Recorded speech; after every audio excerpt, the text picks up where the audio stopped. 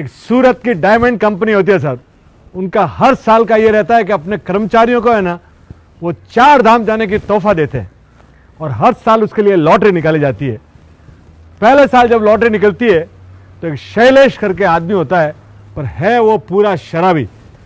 वहां कंपनी का ऑप्शन क्या था कि आप या तो 4 धाम चले जाइए और नहीं जाना चाहते तो पैसे ले सकते हैं।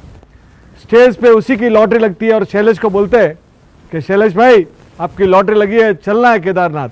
उन्होंने बोला भैया अपना ऑप्शन है, पैसा दे दीजिए, मुझे कुछ नहीं जाना है। अब कंपनी का ऑप्शन था तो कंपनी ने दे दिया पैसा। सेकेंड ईयर वो की वही पोजीशन, लॉटरी लगती है। हजारों कर्मचारियों में सेकेंड टाइम भी कर्मचारी शैलेश का ही नंबर लगता है और वो शैलेश को बोलते हैं हरीश भाई पटेल की इस बार तो चले जाओ। बोले मुझे कुछ नहीं जाना है, आपकी कंपनी की जो पॉलिसी है मुझे पैसे दे दीजिए, मुझे 4 धाम नहीं जाना है। अब वो तीसरी बार, अगले साल लोग पूरे कर्मचारी इंतजार कर रहे हैं कि भाई किसकी लॉटरी खुले। हजारों कर्मचारी बैठे और तीसरी बार भी लॉटरी खुलती है शैलेश की। दुनिया ताज्जुब कर जाती है।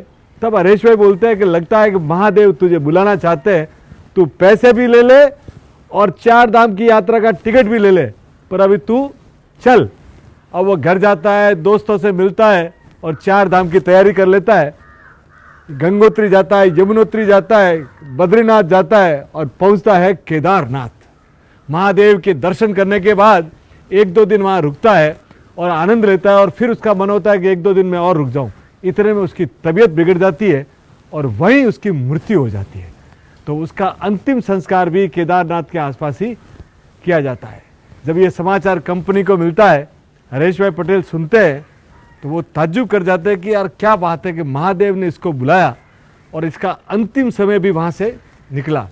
तो वो थोड़े दिन तो सोचते रहते हैं, फिर उसके घर पे पहुँचते हैं और उसकी पत्नी को बोलते हैं कि यार एक बात बताओ कि तुम्हारा शैलेश था कैसे।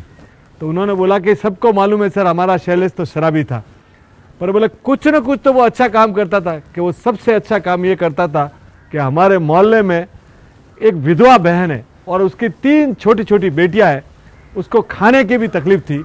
तो शैलेश क्या करता था, जाता था और बोलता था बहन कुछ पैसे तू ले ले और तेरा गुजारा कर ले। और हर साल जो उसकी टिकट निकलती थी ना, उसमें आधे पैसे उस बहन को देता था और आधे पैसे मेरे को देता था। ये जब बात सुनते हरीश भाई बोले यार मुझे पहले मालूम होता तो मैं इस आदमी का हाथ चूम लेता। और वो वहाँ से बोलते वो बहन कहाँ रहती है, उस बहन के घर पे पहुँचते और बहन को बोलते कि बहन वो शैलेश तो चला गया, कि साहब आपके लिए तो वो शराबी था पर मेरे लिए वो फरिश्ता था। मेरी 3 छोटी छोटी बेटियां थी, मैं कई दिनों तक भूखी सोती थी और ये शैलेश ही भाई थे जिन्होंने मुझे बार बार संभाला।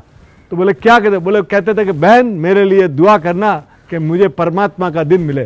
तो मैं उसके लिए एक ही भगवान से दुआ करता थी कि भगवान इसको जब भी मिले तो स्वर्ग मिले। तो साहब उसका अंतिम समय भी केदारनाथ में गया। तो आप दुनिया में नेकियां करते रहिए, एक भी नेकी आपने जबरदस्त कर दी ना तो वो आपके सब बुराइयों को सब पार लगा देगी और इस भवसार को पार कर देगी।